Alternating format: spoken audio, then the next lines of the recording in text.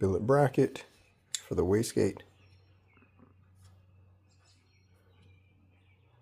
M4.7 thread.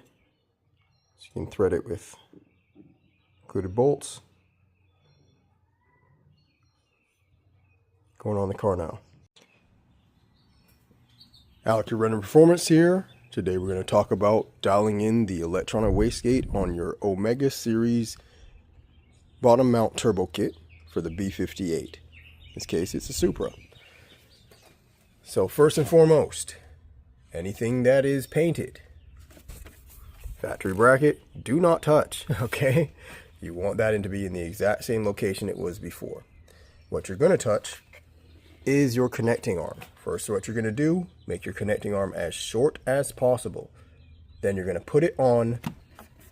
You make sure you clip it on, obviously, with the E-clip onto the actual turbine housing side, and then you're also going to clip it on here to the actual wastegate bracket, the mounting bracket. What you're going to do here to adjust it is you're going to go in here and pull off this E-clip. So we're going to take a flathead.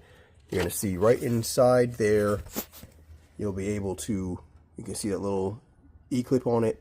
You're going to put the little flathead in there and pop it off with your hands. Let's do that real quick and get it ready. Come in the car, triple tap. You're now in diagnostic mode. All right, back under the hood. All right, when dialing in the electronic wastegate's connecting arm here, there are only two codes you really need to worry about or pay attention to. 123432 and 123439. 432 indicates that your connecting arm is too short. 439 indicates that it's too long. We're going to utilize two different things here in dialing in this wastegate. You can just use the MHD app, and we're going to also, just for the sake of simplicity, to also use the MG Flasher app, because MG Flasher has a kind of a unique feature, which we'll show you here. So first off, I've got this here. Wastegate E-clip is out, but it's ready to move. So what we're going to do, we're going to actually open up MG Flasher and go ahead and do the test of the wastegate. We're in MG Flasher app here. Just open it up, and I'm actually connected to the network Keys. In this case, I have a Keys Motorsports. Shout out to them. Dongle there for the actual car. And I'm going to go ahead and connect via Ethernet adapter. Connected. Okay.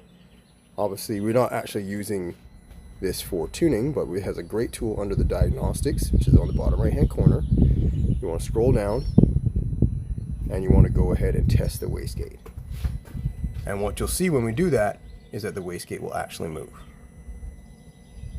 And you're going to go ahead and, assuming that you have cleared the codes already through MHD or whatever tuning method you're using, go ahead and test the wastegate. You can see it slide back and forth. Alright, it's moving around, trying to dial things in. You can see here it says that it has a success, right? It says it's actually within limitations. Now, let's go check MG, move from the MG Flasher and check MHD to check and see what it actually says.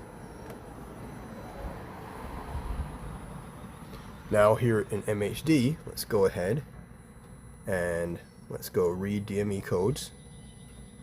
See, it's 123439. Since in this case I started with putting on the new billet wastegate mounting bracket that's available, I actually ended up being too long. So what we're going to do is going to go ahead and come in here and shorten that connecting arm. Alright, to shorten the connecting arm, since we have already removed the E-clip, just simply come in here and we pop that off, and then what we're going to do, righty tighty, lefty loosey. So I'm going to go ahead and give it a couple of half turns around. I shortened it down a little bit. Now let's retest. Alright, we just did our test. It swung the arm, and as you can see there on the screen, we did not have any issues there with MG. MG said we were good and we were in the happy range with MG Flasher, and then also the magic pill of the code went away on MHD. So when you have the two of those in result, you're done.